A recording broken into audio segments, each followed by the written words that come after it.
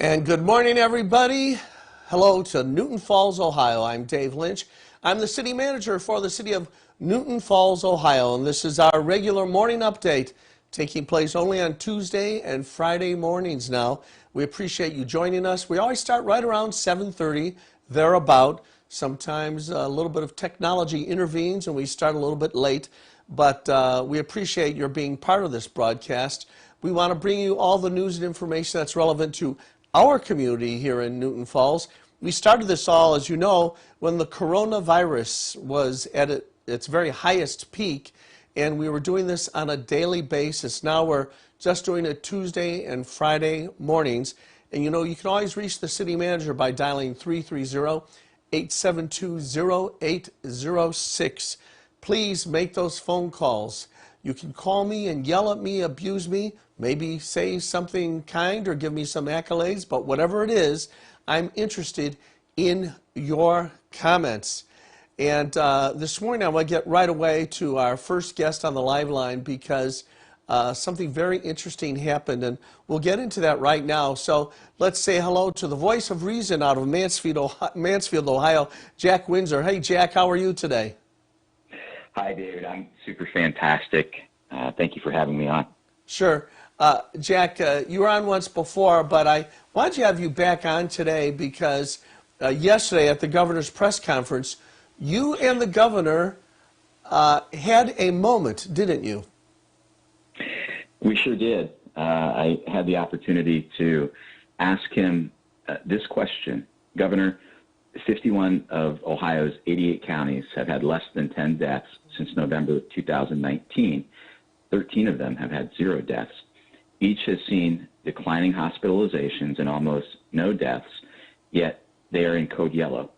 The CDC shows an entire U.S. map in the green, but we don't even have green as a label on our map in Ohio. The CDC also reported the 10th straight week of declining deaths. They indicated that COVID may go below the epidemic threshold. Since the start of the pandemic up to today, not a single one of the 7 counties coded red before today had ICU utilization above 80%, and COVID-specific ICU utilization was under 10% in all 7 of those red counties. This does not reflect a pandemic or epidemic environment, yet these counties are in code red. We are in a heightened state of fear that has had an adverse effect on people, schools, and businesses. So I asked, Governor, can you explain why we are being mandated more now and being told to be more afraid, even though our own state numbers and the CDC numbers tell a different story? Wow. So what happened when that question was fired over the bow? Well, it certainly made him uncomfortable, and you know, there was a lot of language used in answering it, but the short of it was this: we don't need to live in fear. And look, the only thing I'm mandating are masks. I found it a little bit hypocritical to hear that. You know, everything that we do in our lives right now has a mandate attached to it in one way or another. If you own a restaurant, you're telling me that you're not mandating my revenue by dictating how many people can be in my restaurant at one time. If I'm a child and I want to go play sports, I have to submit a mandatory test. If I'm a teacher, I have to set my classroom up a certain way, and kids may not be able to congregate in halls, during periods in between classes. I mean, the mandates are ridiculously high, and to say that the only mandate we have is a mask is just intellectually dishonest, frankly. Yeah, well, the local health department is certainly been issuing a description of what the latest orders are, and as you mentioned, they do go beyond the masks. But what's of concern for us on a local basis here in Trumbull County, when we realize, based on the stats you mentioned, that 10% or less of the ICU commitments are for COVID are what's taking place. That is, for ICU COVID commitments, that's less than 10% of the ICU commitments. People are asking, some public officials right here in Newton Falls have said to me, Dave, the stats do not line up with the level of alarm that we're getting from the state government. So what's our obligation on a local basis? And Jack, we are struggling with this right now, and I'm sure you're seeing people all across the state struggle with these inconsistencies. You know, I'm seeing people struggle with the inconsistencies for a couple of reasons. Number one, oftentimes when that Ohio Public Health Advisory System, and I say a lot of times, they've only really issued 2 updates last week and this week, but the information that goes into that can be about 10 days old. So, you know, that would be like a general in a battle calling the troops together and saying, hey, you know, here's what's going on. And it was from a battle 2 weeks ago. It's so far behind the curve. Secondly, when I look at, for example, Trumbull County, I see 1,114 cases, 235 hospitalizations, 7 deaths. But what I look at is you know, first of all, cases. The definition of a positive case is so ambiguous. We have found, I'll give you an example. There was the belief that there was an outbreak in an Amish community. What we later found out was that one Amishman tested positive, and the health department attempted to deliver tests to the entire ordinance so that they would get tested. And of course they refused. So all of the family members of that individual's home were marked positive. I saw the same thing in another Ohio county where one person, by the way, we don't even know if that person was confirmed positive by a test or if it was by their epidemiological linkage or, you know, the clinical definition, which, by the way, some of those things don't even take a test. So this person was coded as positive, and the entire family then was counted positive. The question was, from a public official to the health department director, why did we do that? And the answer was, if it looks like a duck and sounds like a duck, it's not a squirrel, so it's a lot safer to go ahead and count that entire family as positive instead of going out there with the test. It just keeps everybody safer. Well, you know what? That to me calls into question. And by the way, we have gone up in the total number of tests that we've administered in every county. And what we've started to find is that the positivity rate of the tests that we administer is about 5%, which, by the way, the CDC says when you're at that 5% threshold, you really have this under control. So, you know, there was a little bit of an increase in cases in Trumbull County, but I'm looking at it now, and it's dropping off like a cliff. I'm looking at hospitalizations in Trumbull County, and it looks like on the 7th you had 1 admission. And I'm looking at deaths in Trumbull County, and it looks like the 5th was the last date of death. Now, I'm not minimizing death. Death is awful for that person, awful for the people in the community, and awful for the family. But we're just not seeing the trajectory and the trends that the governor is claiming are going on. And the challenge is, I'll hit this, and then I promise I'll be silent. That's all right. There are still challenges with hospitalizations. We know that people deferred care because they were mandated to by the government. Some people were afraid to go get care in the midst of this outbreak because they felt like, look, if I go to the hospital, because we heard this, right? This thing's scanning the horizon, looking for bodies. That scared the Hades out of people. Some people didn't want to go anywhere near a hospital or a care facility, so they deferred care. Now that we have rolled out somewhat of this lockout, people have gone finally to get care. What we realize through people that we've interviewed is that someone can go to a hospital, a mom can go to deliver a baby, and hospitals are mandatory testing. So she's there to deliver a baby, gets a positive COVID test, and now all of a sudden she's a positive COVID hospitalization. Someone can go for wound care, and same thing. No symptoms, unbeknownst to that person, they're not carrying a virus, but the test comes back positive. That's a COVID hospitalization. Deaths, there's no difference between dying from COVID and dying with COVID. I had one mother reach out to me whose child died in an auto accident. The family was shocked and enraged when they got the death certificate and saw that it was a COVID death. Oh, so my these gosh. are the things that you go, hey, okay, I see the numbers, but are they really the numbers? Well, yeah, and that's, I've asked. yeah, Jack, what you've just described is referred to as manipulation of Yes. data. By the way, Tom has indicated to me that he's got in his video database some charts, 3 charts. Is there one in particular Tom wants to know that you want us to put up on the screen? I would show, if you could, that CDC green map might be a good one to start with. Okay, yeah, we've got that up on the screen right now. Okay. So, I got some pushback when I published this in a Facebook post, but that green map is what they call the ILI Net surveillance map. And that means influenza-like illness. The CDC started combining what they call it PIC. So it's pneumonia, influenza, and coronavirus. They started combining a lot of those data points a couple of months back in an effort. They said at the time, we're almost out of flu season. We already have the surveillance mechanism set up, so we're gonna dump this stuff in this bucket. So that map shows you where the United States is, and as you look, everything on that map is green. And essentially what that means is that there's a minimal risk. There's a minimal risk for spread. There's a minimal risk for infection. There's a minimal risk for death, which they've already indicated because of the 10-week declining death totals, which has this thing almost ready to go below an epidemic threshold. Now, if you want to pop up the Ohio map, we'll talk about that one real quick as a juxtaposition. Yeah, there it is. It's on the screen now. Okay, excellent.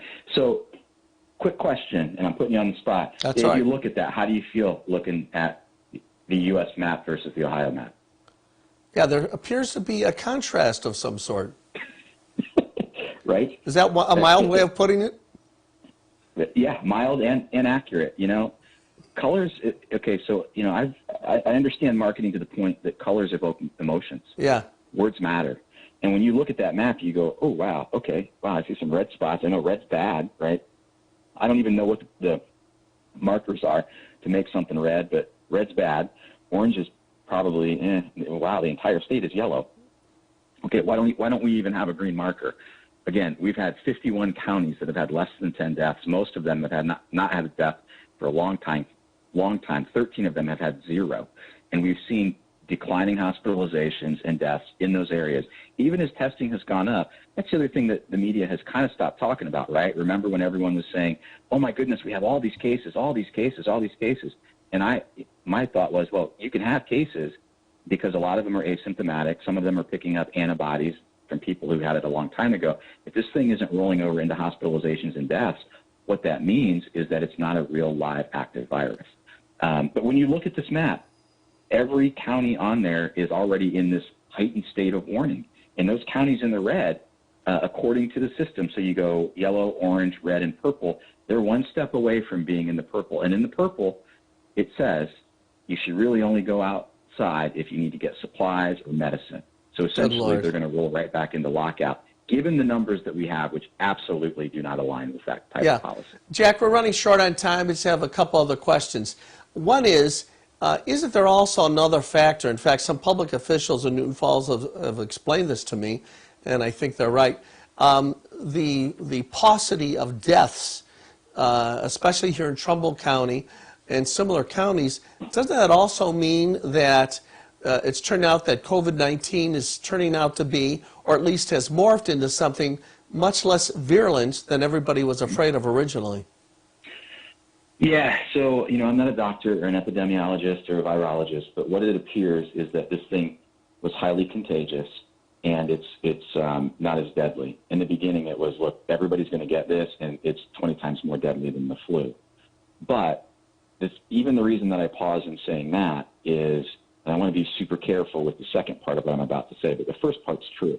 This was here in November of 2019. So this thing was running unmitigated, unmanaged, unnoticed from November, December, January, February, almost all of March, 5 months at a contagious factor of 2.5 to 5. A lot of people, they've already got this. We know that. I mean, you can run the numbers on that and go, wow, okay, there's more than 50,000 people in Ohio who have had this, which is a good thing. Because you know what we didn't think back in November, December, January, February? We didn't think that life was any different than normal. But now we're being told we have to live in this new normal, which is really interesting. All right, last question, Jack. The Center for Disease Control is producing numbers inconsistent with what the state is telling us, and the Center for Disease Control is giving us numbers that are essentially telling us, I think, not to panic and not to be alarmed. Meanwhile, not just at the state level, but Dr. Fauci seems to be pouring gasoline on the fire in terms of his public statements. Do you have an idea what's going on there? Yeah, interestingly enough, Anthony Fauci likes to say, hey, let's not focus on deaths now because, that's behind the curtain. Remember, that was the big plug a while ago. We have all these increases in cases, and they may result in deaths. Well, they're not, so let's focus on another data point. I think it's interesting that whenever that man opens his mouth, there should be a qualifying statement that says, I have ownership in the intellectual property of a vaccine, and that I have a vested interest in scaring the Hades out of you so that you'll do the end thing that I want you to do, which is put a needle in your arm to get a vaccine that I'll financially benefit from. I really heavily discount everything that he says. I apologize if that comes off as a conspiracist or as anything other than truth. I don't trust his inconsistent statements. All right, well, Jack, on behalf of all the citizens of Newton Falls and Trumbull County, we have a pretty good audience countywide. Thank you. Jack Windsor from WMFD. I referred to you as the voice of reason coming out of Mansfield, and I think so even more so. Jack, thanks so much for spending time with us. Dave, thank you. And by the way, congratulations on your statutory declaration. That was fantastic. Thank you, sir. I appreciate it. All right, Jack Windsor, what a revelation in terms of finding out information that's very, very important for us to know.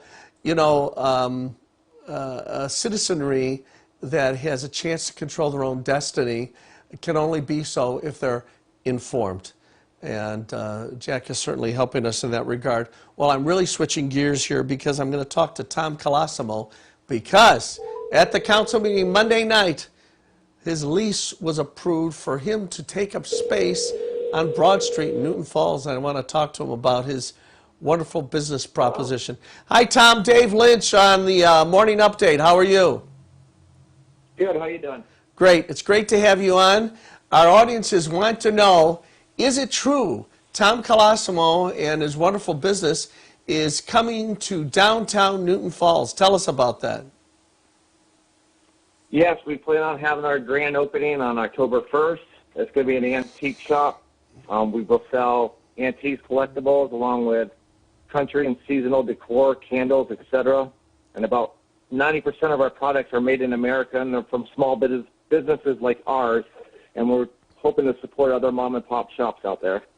Wow, that's wonderful. And you're going to be on Broad Street. Tom, I think it said something about North Center Street on the lower third there, but what is the address of your new location, Tom? 36 West Broad Street. It'll be the old zoning office next to Healthy Treasures and the other antique store. Boy, that is great. Tom, I have seen just a little bit of a peek into the kind of inventory you have, and it almost makes me feel like I'm going into some kind of a museum. How did you get started, and how do you decide what's the right thing for your store? It started out as a hobby. I've always loved the antiques. I used to go to garage sales with my mom, and she had a passion for it, and it just continued. And we're mostly going to be selling your primitive old advertising signs, oil and gas items, Coke collectibles. You name it, we'll probably have it. Yeah, I've noticed. And the formal name for your organization, it's Fieldview Acres. Is that the right name? Yes, Fieldview Acres Mercantile. So, where did that name come from? I don't. It sounds somewhat foreign to me. Where did that name come from? We live right across the street from Montgomery's farm, and we look at their field every day, acres of farm field, and that's how my wife actually came up with that. All right, so Tracy Colosimo came up with that one.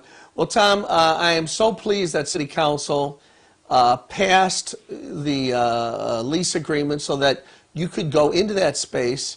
That happened just a few days ago, Monday night at the council meeting. And Tom, it was a real love fest. All the council members had nothing but positive things to say about you. And by the way, that was a night of a lot of controversy, as you can remember. So that kind of positive emotion spread throughout the room was a very good thing for our community. So on behalf of the entire city of Newton Falls, I want to say thank you. Thanks for your work as part of the Commerce Association, and thank you for having faith in our community, Tom. We love your company and your family. Well, thank you for having us. We appreciate it.